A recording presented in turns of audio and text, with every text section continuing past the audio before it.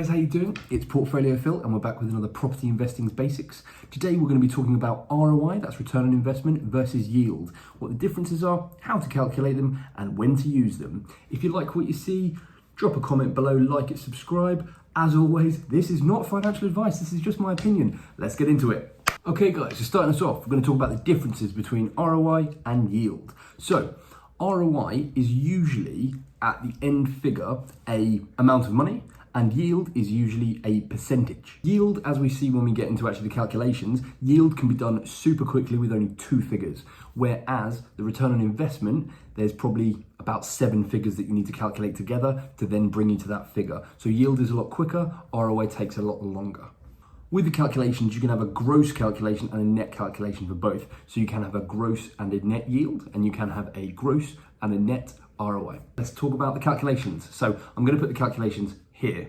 So when you're talking about yield, it's actually very, very simple and can be done very, very quickly. So you take the total annual rent. So that's the rent you get for a 12-month period, and then you divide that by the total value that you paid for the property times 100, and that's going to give you the outcome. So as an example, if you make if the rent for a year is £10,000, you would divide that by, if a property value is £150,000, and then times it by 100.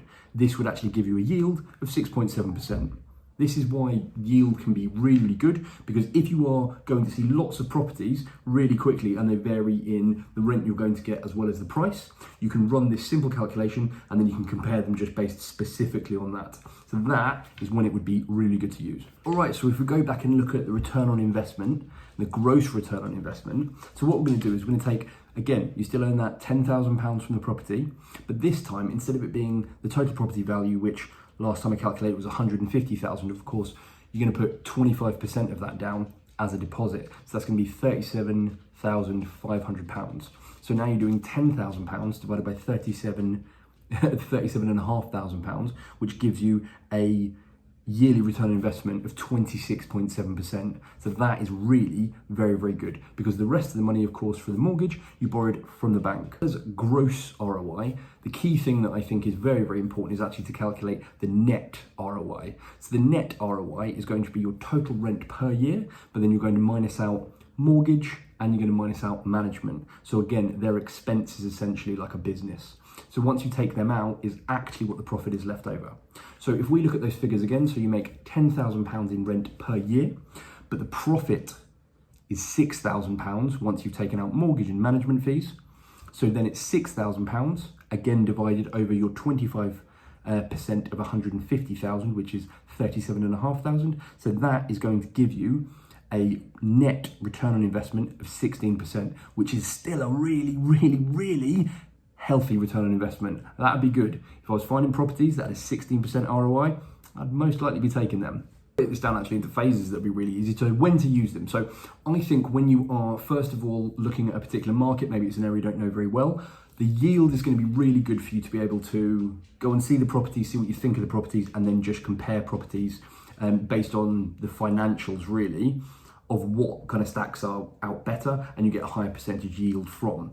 That's fantastic. I think then the best course would then be, once you've actually found maybe a property or a couple of properties that you really like, I would then drill down into the actual return on investment, because you have to add in more calculations. You're looking at how much you're going to pay for the mortgage, the local management fees, you're looking at all of those. And then once you figure out the net ROI based upon that, that's going to be the best course. So yield to start off with, compare like for like, but then once you've got that property that you like, or maybe even 2 that you're really comparing, then that is the point to jump into the net ROIs, and then that's going to give you the clearest picture from a financial perspective of those properties. So that's how I would use yield and ROI. I wouldn't use one or the other, I'd actually use both, but it's slightly different stages in your property searches.